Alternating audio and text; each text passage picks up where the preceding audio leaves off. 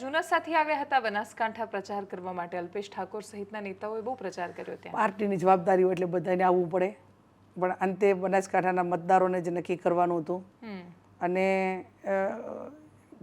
એમની પાર્ટીની વાત મૂકી, અમે અમારી પાર્ટીની એ સ્વતંત્ર છે.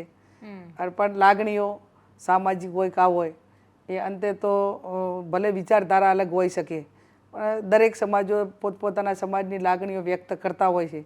તો એ લાગણીઓ ક્યાંક ને ક્યાંક સંતોષપૂર્વક વ્યક્ત થઈ છે અને એનું પરિણામ એ સમાજ અકબંધ રહ્યો છે, મથ્યો છે, યુવાનો મથ્યા છે અને એ પૈકીનું પરિણામ આવ્યું છે. એટલે સામાજિક રીતે બધાનો જ જે કંઈ બીજા સમાજ પાસે જઈને વિનંતી કરી, નર્મ ભાવે કરી, અપીલો કરી, અમે ભૂતકાળમાં તમને વોટ આપ્યા છે, ભવિષ્યમાં આપશું, અમારી બેન ચૂંટણી લડે છે, અમારી સાથે રહો.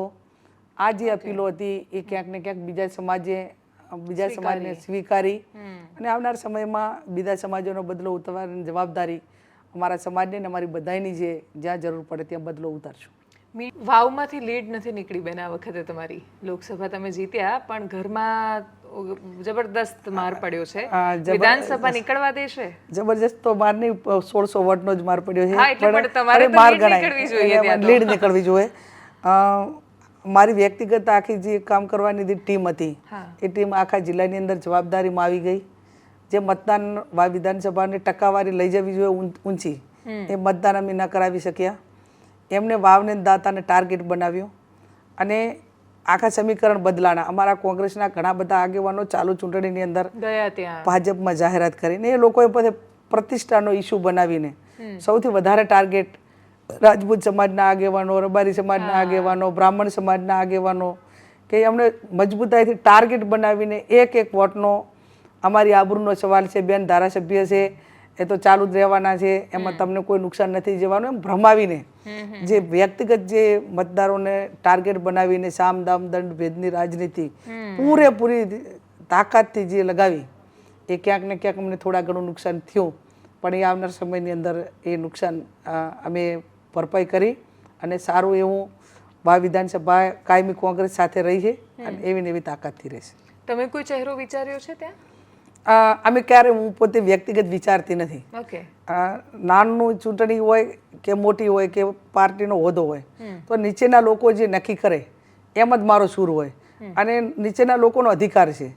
ધારો કે ટિકિટ કોને આપવી, તો કે ભાઈ આ વિસ્તારમાં ભાઈચારાની ભાવના કોણ રાખશે, બેને કામો જે કર્યા એને કોણ આગળ વધારશે અને એક વિચારધારાને અકબંધ રાખે એવો ચહેરો એ લોકો આપશે ને મવડી મંડળ એને નક્કી કરશે ને એમાં મારો સૂર હોય.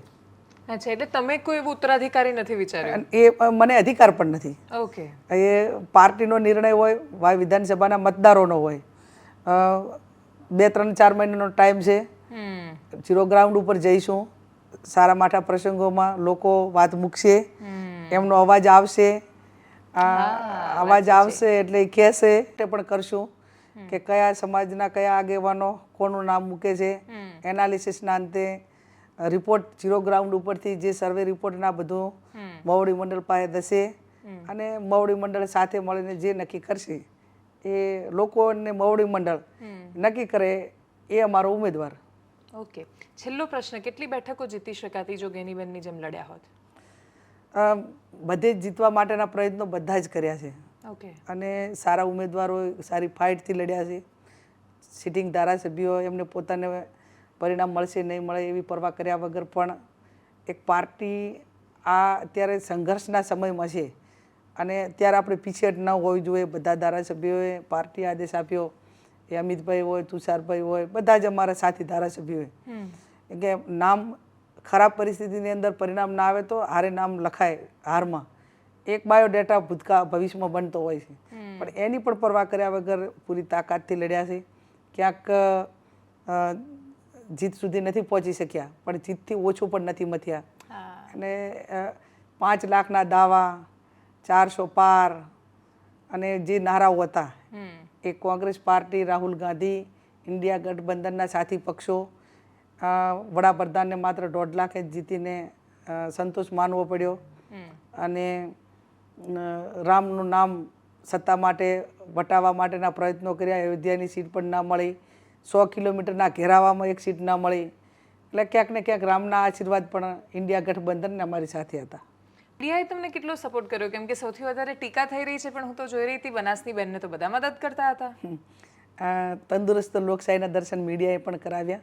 એમને પણ મારા માટે ખોટો અનામત રાખ્યો મામેરાનો કે ભાઈ બધા જ મદદ કરે છે તો અમે પણ મદદ કરીએ. એ ભાવના સાથે સારું કેમ્પિયન, સંતોષકારક.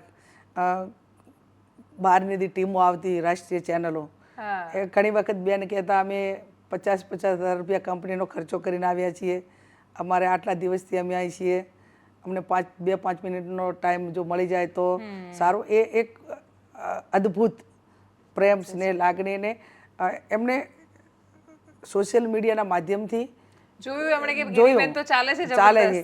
તો ક્યાંક ને ક્યાંક એમને પણ પછી આવીને સાચી વાસ્તવિકતા બતાવવા માટે પ્રયત્ન એમને કર્યો.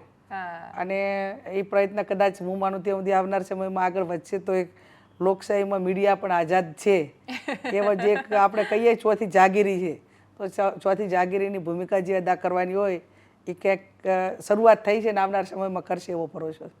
Thank you so much Geniben, તમે અમારી સાથે જોડાયા અને જમાવટ કરી. Thank you.